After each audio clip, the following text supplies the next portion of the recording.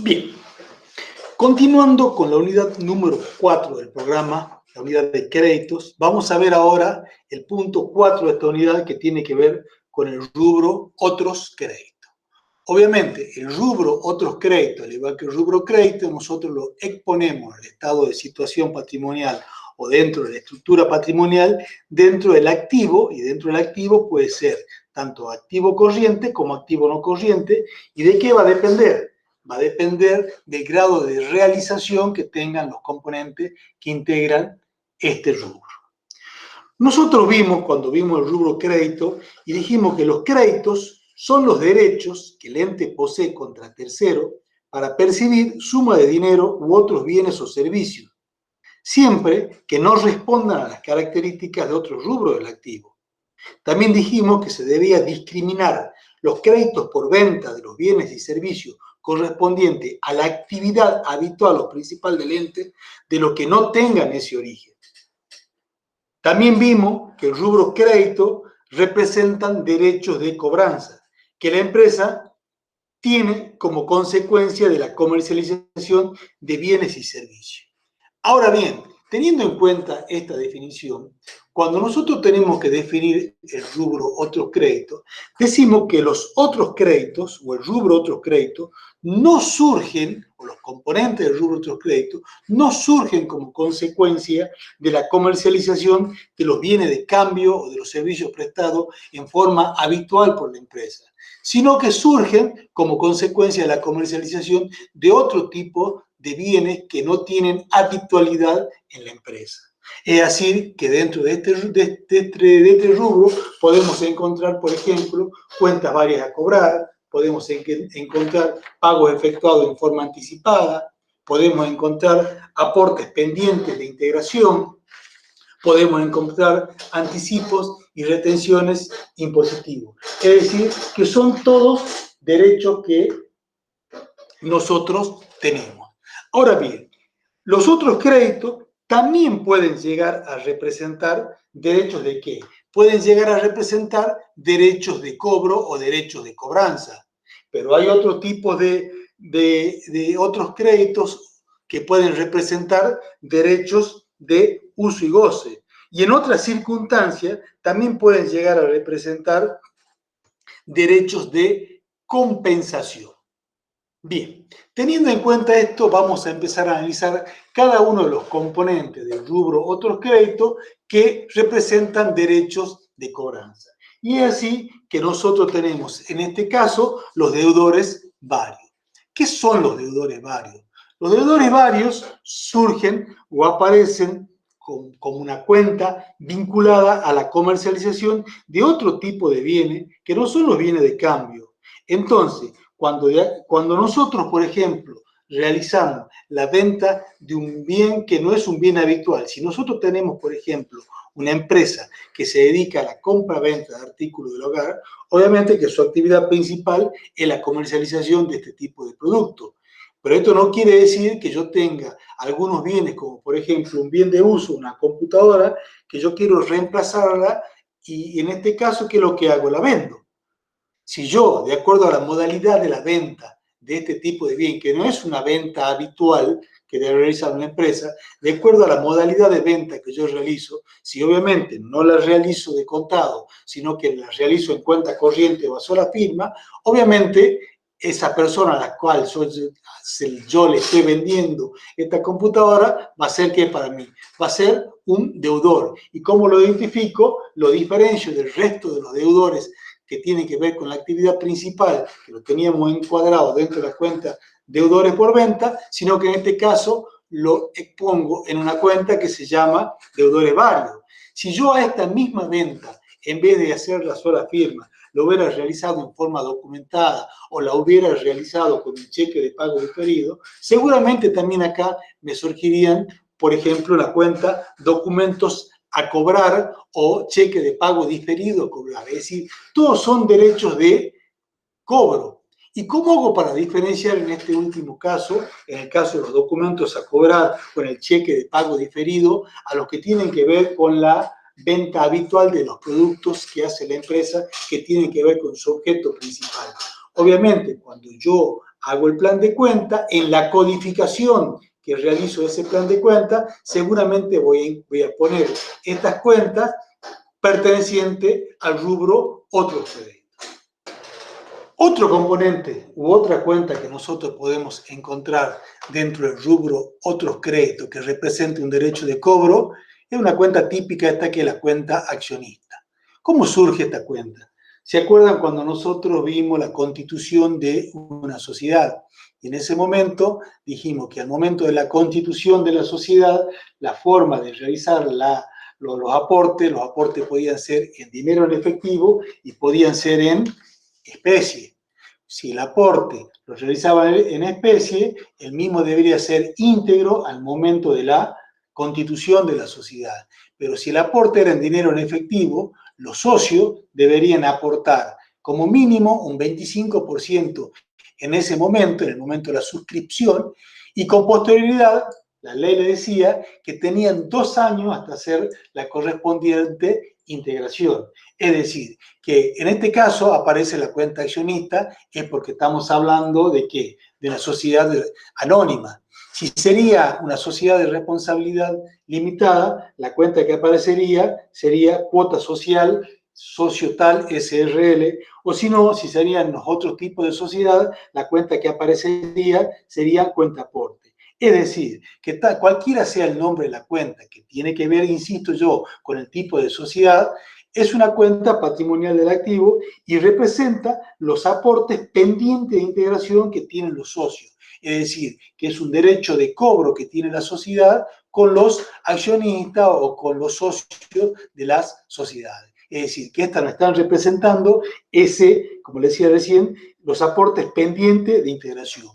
¿Cuándo se debita la cuenta? Se debitaba en el momento de la constitución de la sociedad, cuando nosotros hacemos la suscripción. Como no hacen la suscripción en forma íntegra en dinero en efectivo, el dinero restante lo tienen que representar un derecho de cobro que tiene la sociedad con respecto a los socios. Bien, otra cuenta que encontramos en el rubro otros créditos y que representa un derecho de cobro es la cuenta préstamos al personal. Acá tenemos que prestar atención porque una cosa distinta es lo que es un préstamo al personal con lo que es un anticipo al personal.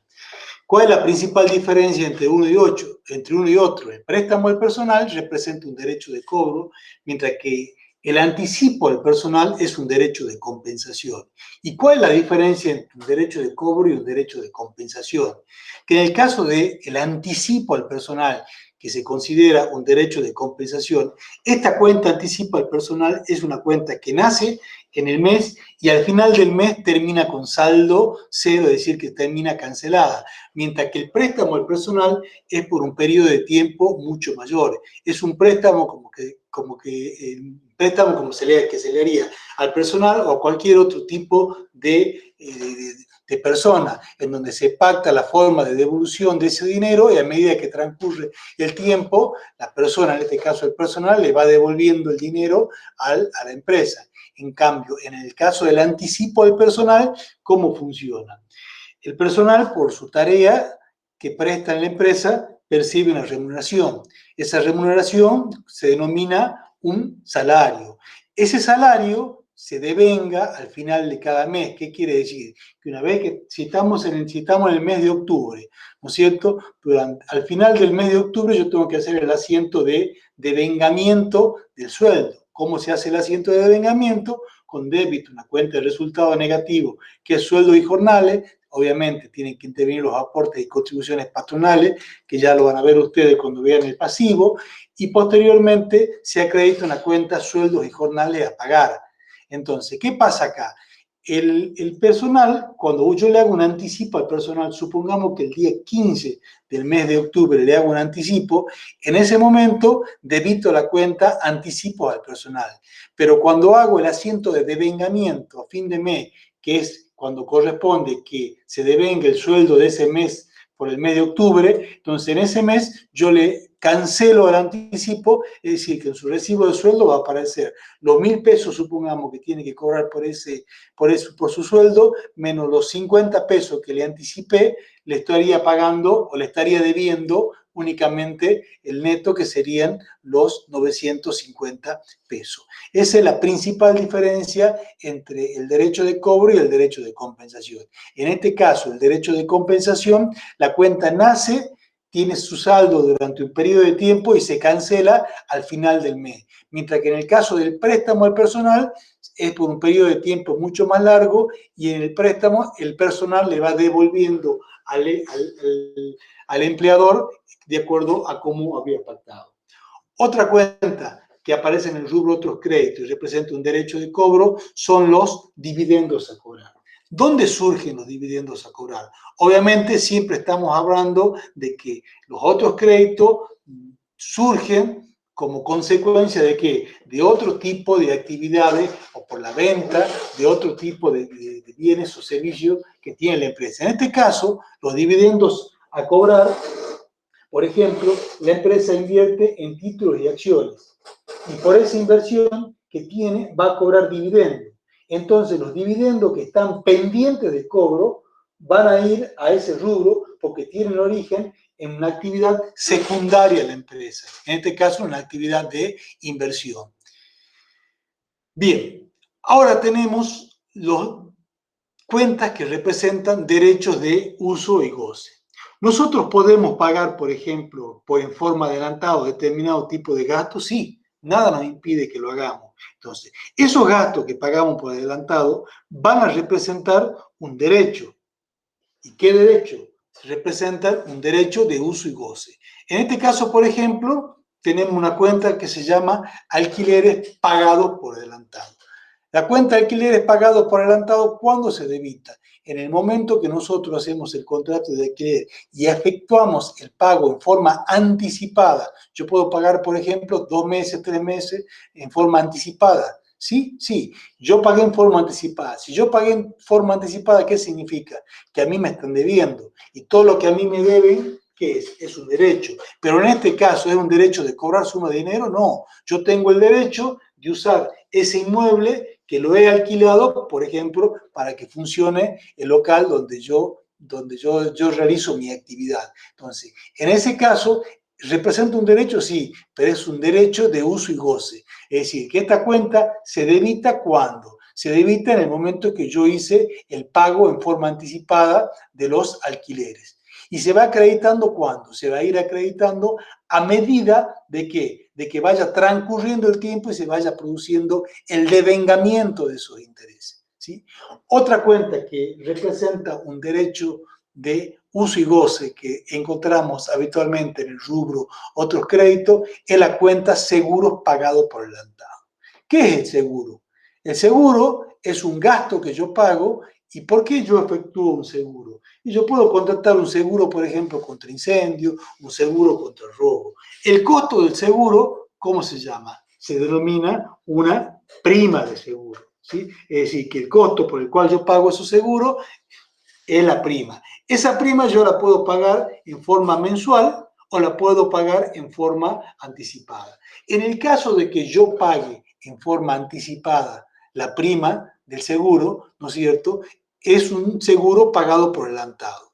Yo tengo el derecho o tengo un crédito, sí, claro que tengo un crédito, significa que me están debiendo, pero a medida que se vaya devengando, es decir, que se vaya produciendo el vencimiento de ese seguro mes a mes, al igual que en el caso de los alquileres, ese seguro se va devengando, es decir, que se debita cuando nosotros pagamos en forma anticipada ese tipo de gastos. Y se acredita cuando, a medida que se va produciendo el devengamiento de los seguros. Otra cuenta que representa, o un conjunto de cuentas que representan derechos de uso de gastos, son todos los gastos que yo pago por adelantado. Es decir, que a mí nada me impide que yo haga una erogación en forma anticipada. ¿Pero qué significa? ¿Por qué es un derecho de uso y goce? ¿Por qué? Porque a mí no me van a devolver o no me devuelven el dinero, sino que yo, por haber pagado en forma anticipada, tengo el derecho de ir usando en función de lo que yo pagué. En el caso de los alquileres, en el caso de los seguros, o cualquier otro tipo de gastos que nosotros tenemos. ¿Qué más puede aparecer en el rubro otros créditos? Van a aparecer cuentas que van a representar derechos de compensación. Por lo general, estas compensaciones se hacen mensualmente. ¿Y compensaciones de qué? Nosotros ya vimos, ya le expliqué yo, en el caso de anticipos al personal, pero por lo general acá vamos a encontrar todos los elementos vinculados al pago de impuestos. Así, tenemos la cuenta IVA saldo a favor. ¿Dónde surge esta cuenta IVA saldo a favor o de dónde surge? Cuando nosotros determinábamos la posición mensual del IVA al final de cada uno de los meses, nos surgía esta cuenta. ¿Y cómo surgía? Ustedes recuerdan, cuando nosotros realizábamos las operaciones de compra, siempre y cuando seamos responsables en cripto, ¿no es cierto? Nos iba generando por cada compra que efectuábamos o por cada pago de la factura de gasto, teníamos el correspondiente IVA crédito fiscal.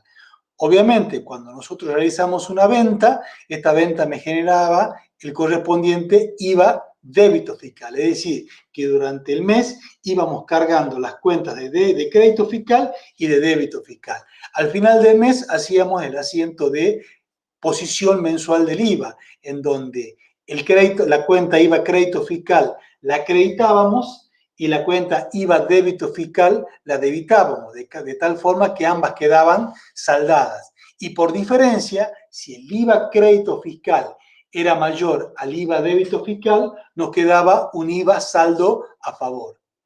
¿Y por qué es un derecho de compensación? Porque la DGI a nosotros nunca nos devuelve el dinero, sino que ese saldo es un saldo pendiente, es un derecho que tenemos nosotros de compensar. ¿Por qué? Porque la DGI nunca nos paga. Y si cuando hacíamos la posición mensual el débito fiscal era mayor al crédito fiscal, lo que me daba ahí era un IVA a pagar. Y en ese caso la cuenta IVA a pagar es una cuenta patrimonial del pasivo del rubro y carga fiscales.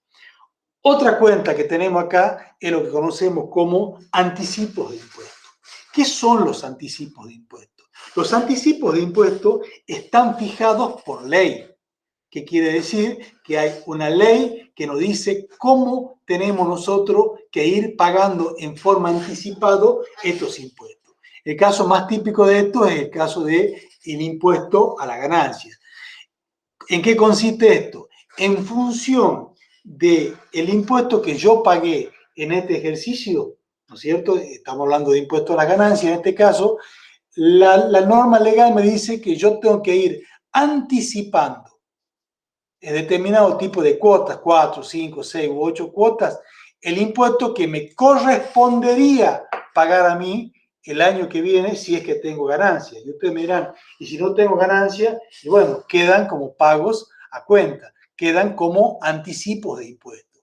Yo, cuando el año que viene vaya a pagar el impuesto que me corresponde, si es que me corresponde pagar y me da un saldo a pagar, tendré que deducirle los anticipos y por diferencia pagar la diferencia.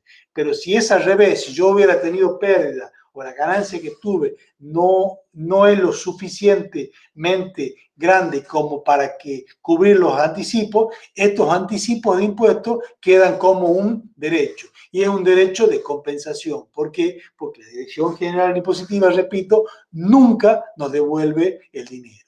El caso de anticipos al personal, ya se lo expliqué hace rato, cuando le decía que era durante el periodo del mes, un empleado le pide un anticipo al patrón, y el patrón o el empleador, ¿qué hace? Le da ese anticipo, pero al final del mes, cuando se genera el devengamiento de su sueldo, obviamente, cuando hace el asiento de devengamiento, le descuenta y le compensa ese anticipo, de tal cuenta que la cuenta anticipo al personal queda saldada en el propio mes. Otro tipo de derecho de compensación que podemos encontrar es lo que conocemos como retenciones y percepciones de impuestos. ¿Es lo mismo una retención que una percepción de impuesto? No, no es lo mismo. Son dos conceptos distintos. Obviamente, tanto para efectuar una retención o alguien que me efectúa una percepción del impuesto, estas personas que realizan las retenciones y las percepciones tienen que haber sido designadas por la Dirección General Impositiva, en el caso de tratarse de impuestos nacionales, o de la Dirección Provincial de Renta, en caso de tratarse de impuestos provinciales, deben haber sido designados como agentes de retenciones y como agentes de percepciones. Tanto la retención de impuesto a la ganancia, la retención de IVA, como la retención de ingreso bruto, ¿quién la realiza? La realizan los clientes. Nosotros tenemos por un lado nosotros las empresas, y tenemos por un lado los clientes y por otro lado tenemos los proveedores.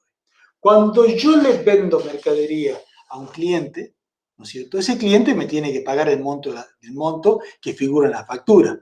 Pero ¿qué pasa? Puede pasar el caso de que la DGI a ese cliente lo designó agente de retención del impuesto. Entonces, ese cliente, yo por ejemplo le hice una factura por 100 pesos, ¿sí? Me tiene que pagar los 100 pesos. Pero como ha sido designado como agente de retención, ¿qué quiere decir? Que es un agente recaudador de la DGI. Está cobrándome a cuenta, en vez de que me cobre la DGI, me está cobrando a mí ya parte del impuesto que yo debería ingresarle a la DGI. O sea, es un cobrador de la DGI. Eso es un agente de retención y un agente de percepción. Volvamos al ejemplo. Si yo le hago una factura por 100 pesos, esa persona me debe los 100 pesos. Pero ¿qué pasa? Como fue designado agente de retención, en vez de pagarme los 100 pesos, ¿qué es lo que hace? Me paga 90 pesos y por los 10 pesos restantes me hace la retención correspondiente del impuesto que corresponda. ¿Y qué es lo que me da a mí? Me da un comprobante de retención. Es decir, que yo percibo los 90 pesos más los 10 pesos de comprobante de retención de impuestos y es que hace el total de la factura. Entonces, esa retención que me hace a mí de los impuestos es un pago a cuenta que yo estoy haciendo. Si es un pago a cuenta, es un derecho que yo tengo. Y ese derecho que yo tengo es un derecho de compensación. En cambio, en el caso de la percepción, ¿cuándo es? Cuando yo le compro mercadería a un proveedor. Ese proveedor ha sido designado agente de percepción o de recepción, ¿sí? En ese caso, el que emite la factura, como yo estoy comprando mercadería, es el proveedor.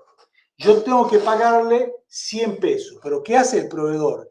El proveedor, como ha sido designado agente de percepción, aparte de los 100 pesos, tengo que pagar un monto por encima de ese valor. Es decir, que pago 110 pesos. Por esos 10 pesos de más que estoy pagando por la factura, me da un comprobante que es un comprobante de percepción. El mismo razonamiento que en el caso anterior, como yo estoy pagando en forma anticipada un impuesto, quiere decir que a mí, si yo pagué en forma anticipada, me están debiendo. Todo lo que a mí me deben es un derecho. Y en este caso, un derecho es un activo, que lo expongo dentro del rubro otros créditos. ¿Y qué tipo de activo es? Representa un derecho ¿de qué? Un derecho de compensación. Obviamente, cuando llegue la fecha de vencimiento de esos impuestos, yo haga la posición mensual de ese impuesto, en el caso que tenga una retención, por ejemplo, de ingreso bruto, yo cuando llegue a fin de mes y determine cuál es el impuesto a los ingresos brutos a pagar, ¿qué voy a hacer? Voy a deducirle la retención o la percepción que me hicieron, que quiere decir que voy a cancelar los saldos de esas cuentas, que quiere decir que las retenciones y las percepciones en este tipo de impuestos se cancelan al final de cada mes. Y yo voy a ingresar, en el caso de corresponder, el impuesto correspondiente una vez que hice la deducción o la compensación de ese tipo de impuestos. Entonces, tanto las retenciones como las percepciones figuran en el rubro otros créditos, porque son conceptos que las empresas tienen a su favor y luego van a descontar en las respectivas liquidaciones, ya sea en el caso del impuesto al valor agregado o en el caso del impuesto sobre los ingresos brutos, lo hace al final de cada mes cuando hace la correspondiente posición mensual de estos impuestos, o sea que hace la liquidación de estos impuestos. Y en el caso del impuesto a la ganancia, lo va a hacer en forma anual. En ambos casos, tenemos que tener en cuenta que el comprobante de referencia es, en el caso de la retención, el comprobante de retención lo emite el cliente, el que nos está pagando, mientras que en el caso de la percepción, esta figura incluida en la factura que nos da a nosotros el proveedor. Otra cosa que tenemos que tener en cuenta es que los proveedores de las empresas no solamente son los proveedores, nos proveen a nosotros de mercadería, también podemos tener proveedores de servicios, como por ejemplo EGESA, Gasnor. Estos también son agentes de percepción. Entonces, normalmente en estas boletas encontramos nosotros percepción de impuestos como por ejemplo de IVA y percepción de impuestos como por ejemplo de ingreso bruto. Y también debemos recordar, cuando nosotros vimos el rubro otros créditos, y cuando hacíamos una venta con tarjeta de crédito y posteriormente la tarjeta de crédito a nosotros no hacía la liquidación, obviamente en esa liquidación, si recuerdan, teníamos la tarjeta nos retenía a nosotros determinado tipo de impuestos, como por ejemplo una retención de ingreso bruto, una retención de IVA, es decir, que todos estos comprobantes que figuran, ya sea en forma individual o dentro de las respectivas facturas, son los comprobantes que nosotros utilizamos para hacer la registración contable y luego hacer la correspondiente liquidación de los impuestos y las correspondientes compensaciones. Todo esto, obviamente, ya cuando vean impuestos, va a ver que hay un mecanismo, cómo se hace la carga de estos comprobantes para hacer la liquidación de impuestos. Bien, ahora vamos a ver el último punto de la unidad 4 de créditos, que tiene que ver con créditos en moneda extranjera, su tratamiento contable. A la empresa nada le impide que pueda realizar determinado tipo de operaciones en otro tipo de moneda que no sea la moneda de curso legal. ¿Sí? Por ejemplo, nosotros podemos realizar una venta a un cliente que tenemos en el extranjero. Y esta venta la efectuamos, por ejemplo, en otro tipo de moneda. La efectuamos, por ejemplo, en dólares. ¿Sí? Lo que sí tenemos que tener en cuenta al momento de la registración es que, ¿en qué moneda registramos nosotros? Tenemos que registrar en moneda de curso legal. Esto es por disposiciones legales y también no se olviden ustedes, cuando nosotros vimos los modelos contables, dijimos que uno de los parámetros que tenían los modelos contables era la unidad de medida. Y la unidad de medida, ¿cómo tiene que ser? Debe ser constante u homogénea. Y en este caso es la moneda de curso legal del país. Pero esto no le impide a un empresario o a un comerciante realizar operaciones en otro tipo de moneda.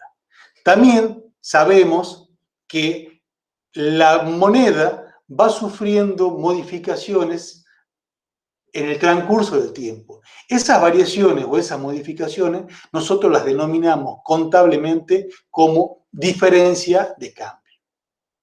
¿Sí? ¿Cómo hacemos una registración contable? Para hacer la registración contable, ¿qué tipo de valor tomamos? Nosotros debemos convertir al tipo de cambio comprador al momento que realizamos la medición, es decir, al momento que realizamos la registración contable. Por ejemplo, si nosotros realizamos una venta de mercadería al exterior, ¿no es cierto? Y este cliente nuestro puede ser que la hagamos en cuenta corriente o la hacemos a través de un documento. Lo que sí tenemos que tener en cuenta en este caso es que tenemos que diferenciar los deudores de bienes y servicios en moneda nacional de los deudores de bienes y servicios en moneda extranjera. Por eso utilizamos una cuenta patrimonial del activo que le llamamos deudores del exterior o deudores en moneda extranjera, siempre y cuando esa venta la hayamos realizado en cuenta corriente o a sola firma. Y si la realizamos a través de un documento, en ese caso la cuenta la llamaremos documentos a cobrar en moneda extranjera. ¿Por qué? Porque yo puedo tener un documento en moneda extranjera, sí, claramente sí lo puedo hacer. Es decir, que cuando yo realizo la venta, la registración contable que hago es deudores del exterior o documentos a cobrar del exterior en moneda extranjera a venta. ¿Y a qué valor vamos a contabilizar esta venta? Obviamente, el valor que vamos a tomar es, en ese momento, lo que tenemos que hacer es fijarnos cuál es la cotización que tiene la moneda extranjera. En este caso, si hicimos una venta en dólares, cuál es el valor que tienen los dólares en el mercado de cambio en ese momento y qué tipo de dólar tomamos, el tipo de cambio comprador o el tipo de cambio vendedor. Corresponde que tomar el tipo de cambio comprador. ¿Sí? Entonces, transformamos esa cantidad de dólares por su tipo de cambio y obviamente nos va a dar el valor que van a tener los deudores del exterior o el documento cobrable del exterior en moneda nacional. Este es un momento. Existen otros momentos más. ¿Cuáles son? En el momento que se vienen o que se van pagando cada una de las cuotas correspondientes o en el momento que se realiza, si es una sola cuota, por ejemplo, la cancelación de este cliente, de este crédito que tenemos nosotros en moneda extranjera. Es decir, que en ese momento, en el momento que me vienen a hacer el pago de una cuota más o a cancelarme la obligación, ¿qué tengo que hacer yo? Comparar, obviamente, transformar primero al tipo de cambio de ese momento que tiene la deuda y compararlo con el tipo de cambio que tenía este crédito que teníamos nosotros en el momento que nosotros realizamos la operación o realizamos la venta. Y ahí pueden surgir dos situaciones. Que el valor o el tipo de cambio haya variado, ya sea el más o el menos. Entonces, comparando estos dos tipos de cambio, seguramente yo lo que voy a tener es una diferencia de cambio. Esa diferencia de cambio puede ser positiva o puede ser negativo. Es un resultado que obtenemos nosotros por tenencia. ¿Y cómo hacemos la registración contable de esa diferencia de cambio? Que puede ser positiva o que puede ser negativa. ¿Cuándo va a ser positiva?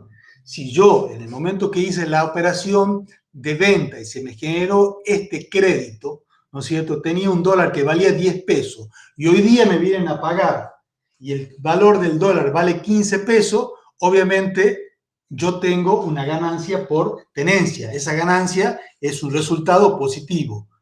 Si bien yo contabilizo esa ganancia con la cuenta diferencia de cambio, la estoy acreditando, ¿cuál es la cuenta que tengo que debitar? Obviamente tengo que debitar el importe de esa ganancia, se lo tengo que sumar o incrementar al deudor del exterior o al documento a cobrar en moneda extranjera.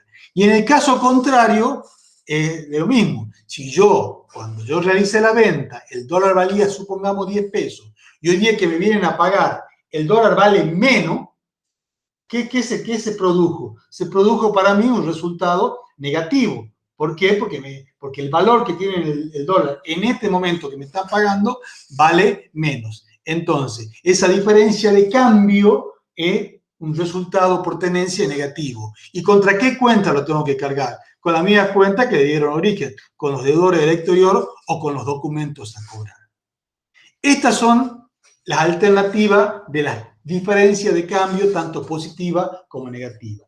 ¿En qué otro momento me puede surgir cuando hago la registración contable que tenga diferencias de cambio positivas o negativas? Obviamente se va a dar, como ya vimos en el rubro crédito, cuando nosotros tenemos el cierre de ejercicio. Cuando yo tengo el cierre de ejercicio económico, tengo que comparar para dejar valuado estos deudores del exterior, cuál es el valor que tiene la moneda extranjera en ese momento. Y al igual que en el caso anterior, puede ser positiva y puede ser negativa. Y la forma de contabilización es como se le expliqué recién.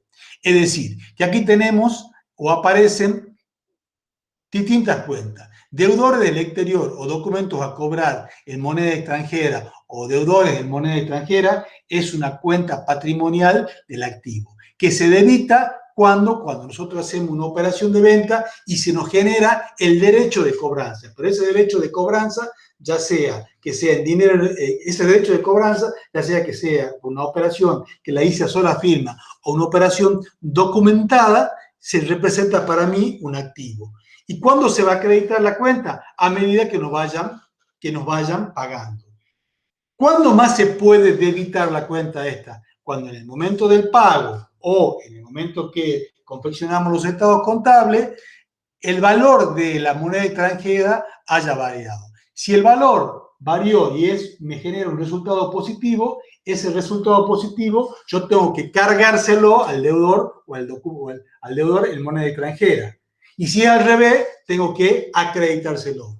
Y como le dije también al principio, la cuenta diferencia de cambio es una cuenta de resultado, que es un resultado por tenencia en definitiva, que se genera, que puede ser positiva o negativa, y se genera por las distintas diferencias de cambio que yo tengo que hacer la comparación de la misma en los distintos momentos, que eran en el momento que me vienen a pagar o en el momento que realizamos el cierre del ejercicio.